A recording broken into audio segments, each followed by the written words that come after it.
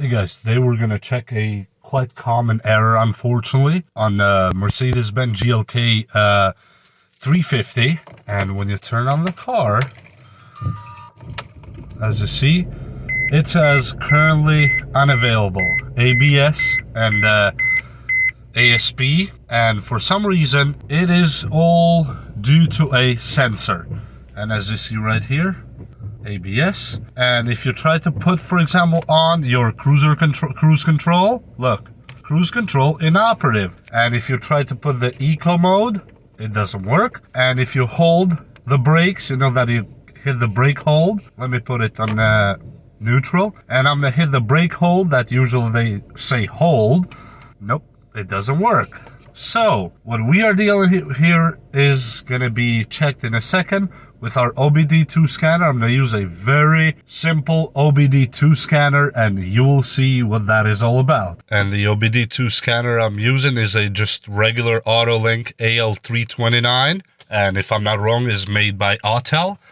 And the OBD2 port is somewhere under here. And as you see, when you insert it, it gives you an on screen. And here we're gonna go to OBD scan real quick. And as you saw there, it's giving us the symbol. And let's go to the engine and check there first. Read codes. And as you see, it's a C0034 generic. Let's scroll for the second. B0306, and the third code is again 0034. Well, we can erase these codes, but they will come back again. And these are all due to that cylinder 6 misfire. That's not true, actually. It's just an error that I forgot to wipe from last time. But the code we're going to look today is C0034. And what that is the right side ABS speed sensor. First things first, before you even start lifting the car, you must have these stoppers. These are a lifesaver, so the car doesn't roll away, whether you're putting the car on a ramp or on a jack like I'm gonna do today. And all you do, you put one on one wheel, and for my safety, I'm gonna put two, one on this side and one on the other side. And these things just do their job perfect, and they can be found in Harbor Freight, actually, for quite cheap. And the second thing I suggest you do after you put the car in park and put the stoppers, you throw the car in a hand brake. And on this Mercedes is here right on the side. And now we are ready to lift the car on a jack. But before we do that, and the next thing you do, make sure your car is as dirty as possible, just like mine, and get one of these lug nut brake bars. They're easily found at Walmart and all those stores. It extends and collapses. It has a 19 and a 17 socket. Mine is 17, so that's what we're gonna go with. And mine doesn't have lug nuts, it actually has bolts. So you have to unscrew those bolts before you lift the car just a tad bit. When it clicks, then you put the jack under the car and start lifting.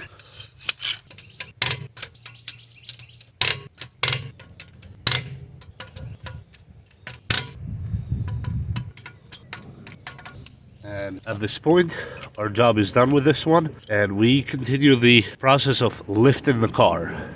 Since I'm doing mine in dirt, which you're not supposed to do, you're supposed to be in some kind of pavement, you have to put something under the car to make sure that it holds the jack, so the jack doesn't dig in the dirt. And when you put the jack at your wanted point, let me show you real quick what that point is. It is this piece right here. That's what you're looking at. This one has to make contact with our jack's rubber. And how we do that, we start lifting it just a little bit to make sure that we are on point.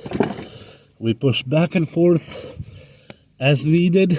If you think you need to make it more on the center, and right there, I think we are good. And now we can start lifting the car and begin working. At this point, it's as easy as spinning this handle on the right side, because usually to release it, you turn left, and to go up right, and you start lifting. Okay. And after you're satisfied with the lifting, next thing you want to do is one of those floor jacks. I suggest you put two, one on each side, but For the purpose of this video, I'm gonna put only one in one side. It doesn't necessarily need to fit perfectly. If you can help it, it would be better if it's flush here. But you see the point here that you put on the mounting sides that you jack the car up. You put a floor jack just in case that the main jack gives up or fails or something, even though it's not supposed to. You have this fail safe, so when you're under the car or you have body parts under the car does not fall on you, God forbid. The reason I did not loosen the bolts with the impact drill in the beginning is that you could either damage the drill or you can actually snap the bolts here from the car, or lug nuts if you have lug nuts. So that's why I suggest in the beginning to start by hand. And at this point, yes, they're all loosened up. So now I can go with any drill and take them out.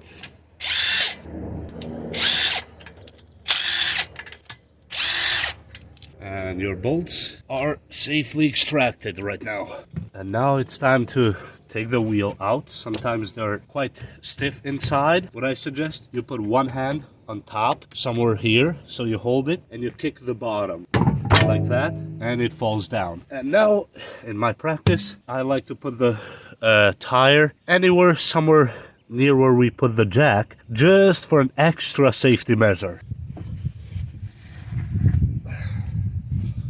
As you see right there, I feel better having it there. And now we have work to do inside here. And yes, a workout mat will be your best friend under a car. First things first, we have to take a lot of these plastic bolts here. And for that you need a very famous 10mm to remove all these plastic nuts, I would say. It's these right here. And there is two tabs here that you just lift with a flathead screwdriver. There's these 10mm plastic nuts. There's one here, one right here, as you see there, one right there. There is another one right here and here, and there is some more underneath the car. And let me show you real quick. So that's what you have to remove here. It's this one right here, 10mm. I think this one is an 8mm, but you can just take it with a smaller head. It's part of the lining, but this has to go under it, so that's why it's very important. And the rest is just this one here that you can lift with a flathead screwdriver to remove the liner. And there's one more hidden, kind of hidden here, as you see under this pipe.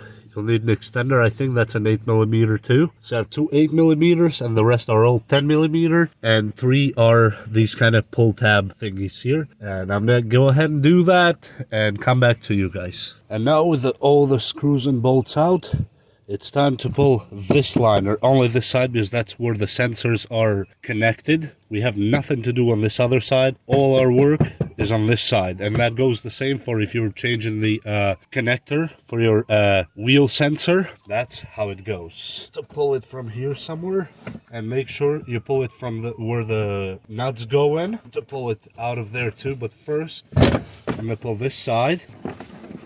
Be careful at this part here, because you don't want to clip the wires with it. And watch for where that kind of hidden screw is to pull it out of the hole.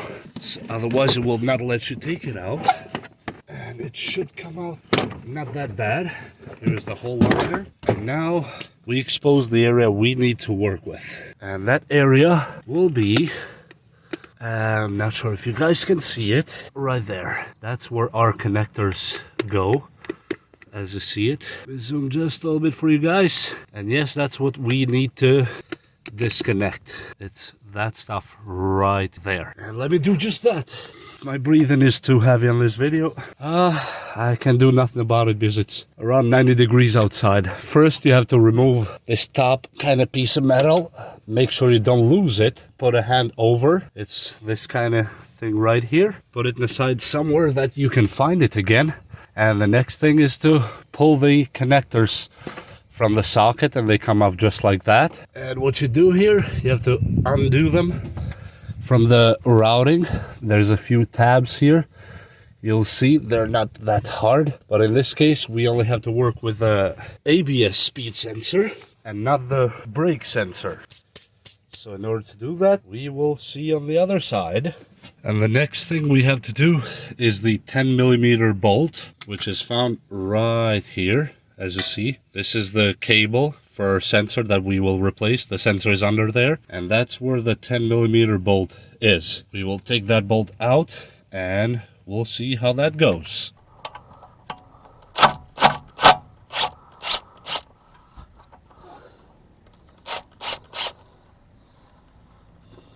And okay, the bolt is out. And here should be our sensor. This is the sensor we are going to replace today. And we just have to take it, as you see, the route. Just take it everywhere that's routed. In the back, there's another one here. As you see, should be right there. This rubber here comes off. As you saw right there, comes off that. And there's another one right here. Sorry about the camera motion right now. And it's this one right on top here too. If we can push that lever a little bit on the side, maybe it's easier from here. Let's see. Yep. It's a lot of fun. And here it goes. And now at this point here, they can split from each other. And now we take the one that we are replacing and just snake it out however we can. Because we're gonna route the new one through there. And this is our old sensor, and we're gonna bring in the new one. And here's the new sensor, still in the bag. We're gonna unpack it and measure if it's the same exact length as the old one, and where the contact points are the same as the old one. Okay, let's just start unpacking. This is the new sensor, supposed to be working good. First, let's check. Yep, they look to be the same here. Grab this, and the fitment looks to be the same here. Almost the same here too. And the other end, where we contact, is the same too. So far so good. First things first, we have to plug it in at the socket. So that part is done and nothing falls to the hole where it's not supposed to. And let's begin. And they go just like that. And then if I can point the camera up to where we are supposed to plug them, will be very good.